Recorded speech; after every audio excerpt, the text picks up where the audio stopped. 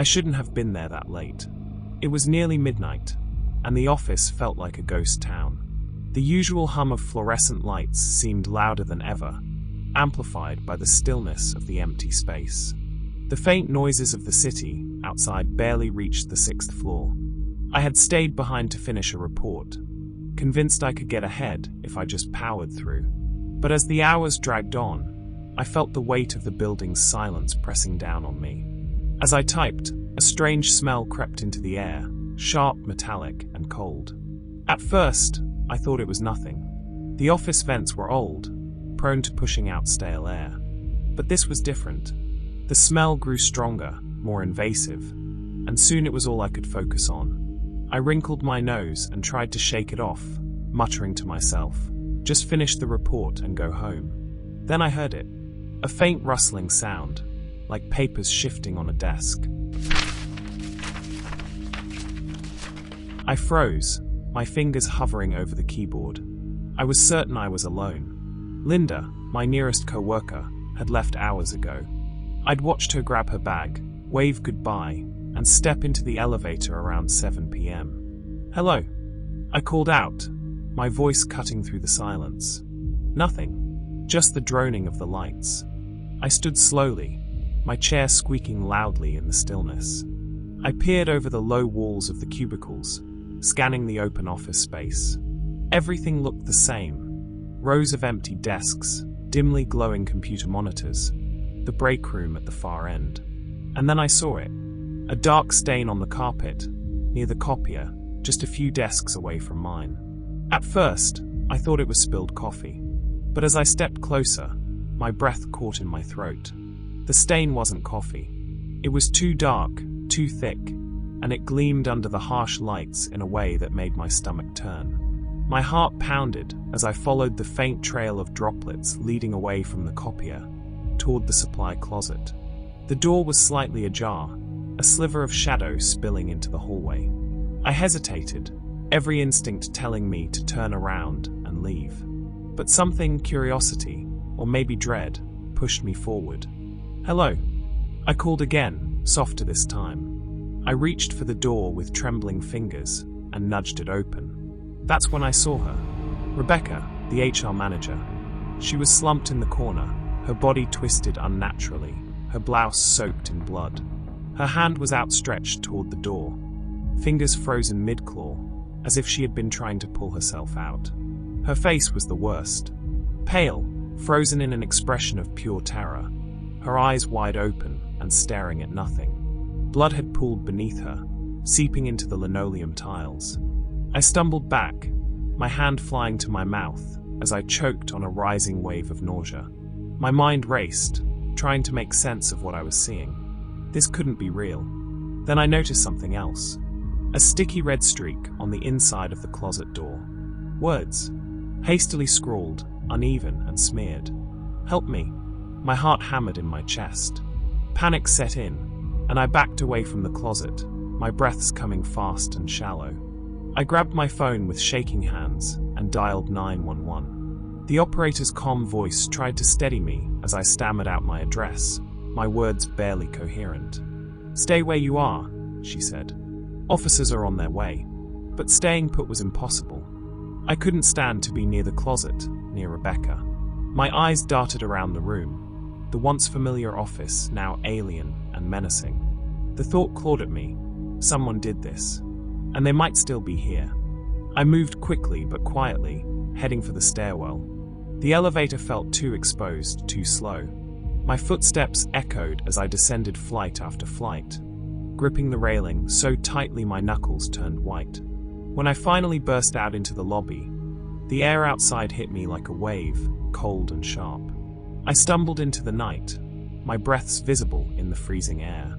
The police arrived minutes later, their flashing lights painting the building in blue and red. I watched as they filed in, their radios crackling with clipped updates. It wasn't until they brought me into the station for a statement that I learned the full story. Rebecca hadn't clocked out earlier that day. Security footage showed her entering the building, but never leaving. And the most chilling part? There was no sign of forced entry. The door to the supply closet locked from the inside. I've always been a night owl. From the moment I finished high school, I knew I needed a job that fit my nocturnal lifestyle. I didn't get along well with people. Not with coworkers, not with customers, and especially not with kids. I needed something solitary. So, I became a night janitor for my local school district. It turned out to be the perfect job. The school was big, K-12, and I was mostly alone. I'd spend my shift cleaning every classroom, hallway and restroom, disinfecting desks, tables and door handles, mopping floors, and scrubbing sinks and toilets. It wasn't glamorous, but it was mine. I worked with one other janitor, and we barely spoke, just how I liked it. The solitude was a blessing. The hardest part of the job wasn't the messes the students left behind.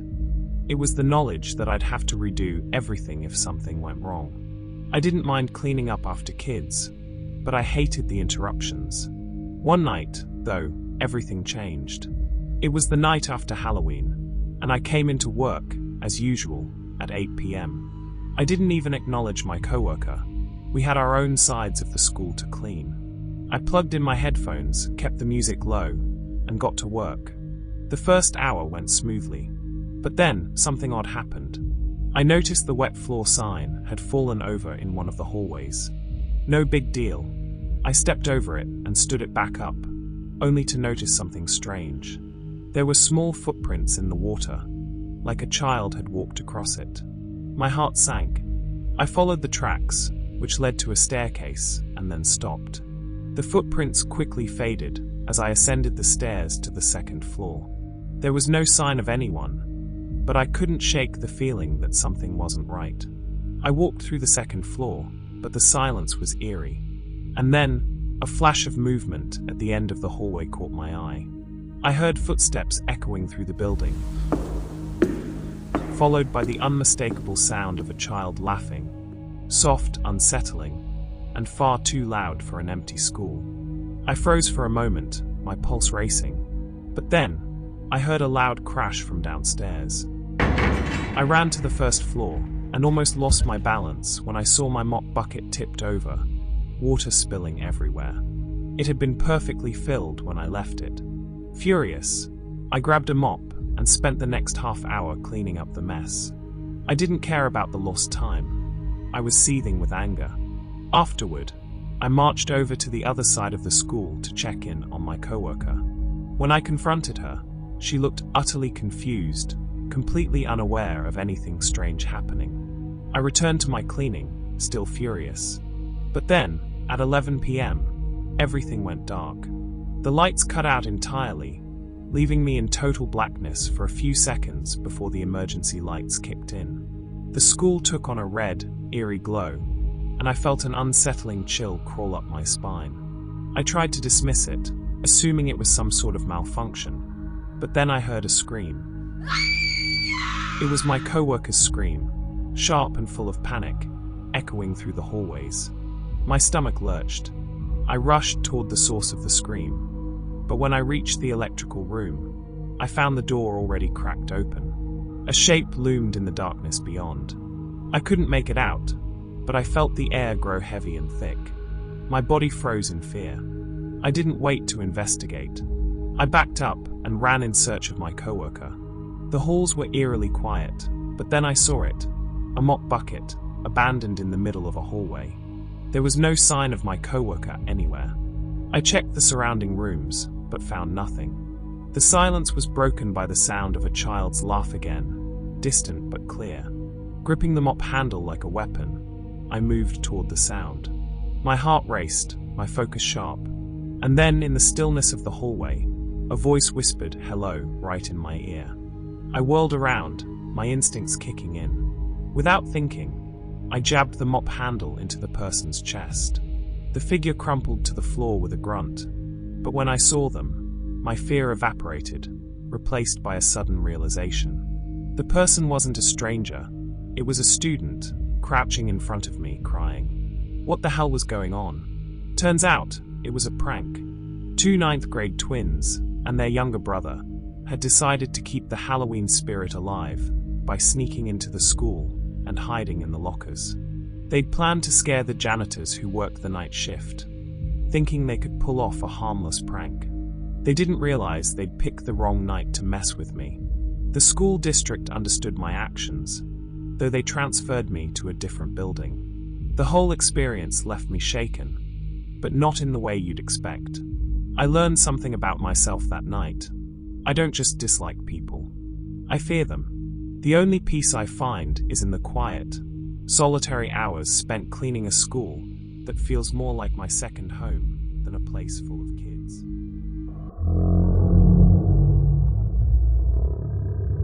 I used to work as a security guard in an older office building downtown. It wasn't flashy or modern, just a mid-rise building with faded carpets, flickering fluorescent lights, and an outdated elevator system that seemed to have a mind of its own. My shifts were always overnight, from midnight to 6 a.m., and I often found myself completely alone in the building.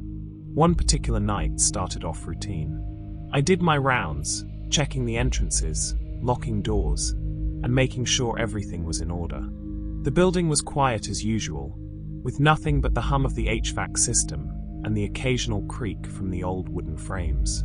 Around 2 a.m., as I walked through the 4th floor, I heard the faint sound of a phone ringing. This caught me off guard. All the office phones should have been set to go to voicemail after hours, and I hadn't seen anyone else in the building. I followed the sound down the corridor to a cubicle. Just as I was about to step closer, the ringing stopped abruptly. The silence that followed was deafening. I looked around, shining my flashlight over the desk. Everything seemed untouched, except for one unsettling detail.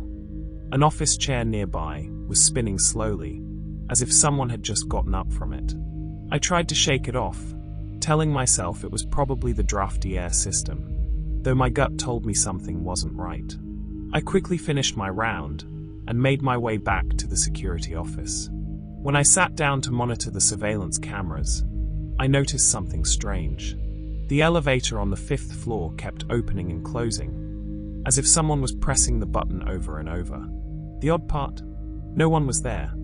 I zoomed in on the footage, but all I could see was an empty hallway. I radioed my partner, who was supposed to be stationed in the lobby. There was no answer. I tried calling his cell phone, but it went straight to voicemail. Feeling uneasy, I decided to investigate the 5th floor myself. I stepped into the elevator, and the moment the doors closed, I felt a strange shift in the air. The lights inside the elevator flickered briefly, and for a moment, it felt like I wasn't alone. I could have sworn I heard faint breathing behind me, but when I turned around, the elevator was empty. The doors opened to the 5th floor, but the lights were off. Only the faint glow from the emergency exit sign illuminated the long hallway. As I stepped out, the air felt heavy, almost suffocating. As I walked further down the corridor, I began hearing whispers. They were faint at first, like a breeze carrying fragmented voices. I couldn't make out any words, but the sound seemed to surround me, growing louder with each step. Then I saw it. At the end of the hallway, silhouetted against the faint emergency light, was a figure. It stood perfectly still, its form dark and shadowy, with no distinguishable features. "Hello," I called out, my voice shaking. The figure didn't respond. It just stood there, unmoving, almost as if it were waiting for me to do something. The whispers around me grew louder, more insistent. I took a step back, and the figure moved, just slightly, as if it were leaning forward. That was enough for me. I turned and ran back to the elevator, my footsteps echoing in the empty hallway. When I reached the elevator, I slammed the button for the lobby. The doors didn't close. Instead, the elevator seemed frozen, the whispers now replaced by a loud, low hum that reverberated through the floor. Suddenly, I felt a cold, clammy sensation brush against my arm, like someone was standing right beside me. I didn't dare turn around. Finally, the elevator doors closed, and it began its descent. But instead of stopping at the lobby, it went down past the basement to a floor I didn't even know existed. When the doors opened, the air was cold, and the room beyond was pitch black. I stood frozen, staring into the void. I could feel a presence, something watching me, waiting. The faint whispers began again, louder this time.